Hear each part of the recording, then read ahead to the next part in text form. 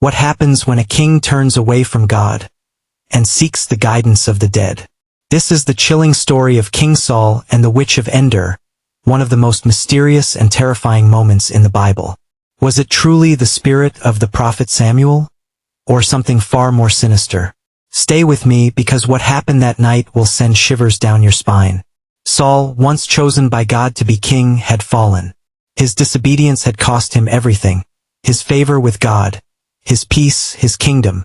And now, with the Philistine army ready to strike, fear consumed him. He desperately needed guidance. But there was a problem: God was silent. No visions, no prophets, no answers. And so, in his desperation, he turned to the one place he should have never gone. A forbidden place. A forbidden act. Saul disguised himself and went to a witch, an act he himself had outlawed. He commanded her, "Call up the spirit of Samuel." And what happened next? The woman screamed. She had done this before, calling upon spirits, but this time, something was different. She saw a figure, an old man wrapped in a robe. Saul fell to the ground, trembling. Was it really Samuel? Or was it a demonic deception? "Why have you disturbed me, Saul? The Lord has departed from you. Tomorrow you and your sons will die," said the figure. Saul had sought guidance from the dead, but all he found was a prophecy of doom. And the next day, it came true. He fell on his own sword.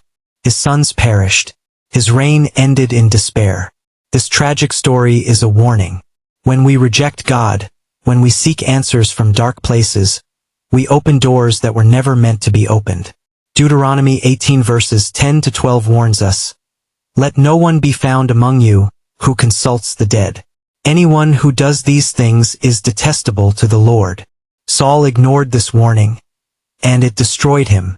But here's the good news. We don't need to chase after shadows for answers. Jesus is the way, the truth, and the life. When we seek him, we find wisdom, peace, and eternal life.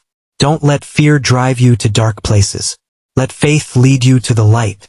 If the story shook you, hit that like button, subscribe, and tell me in the comments, what do you think really happened that night in Endor?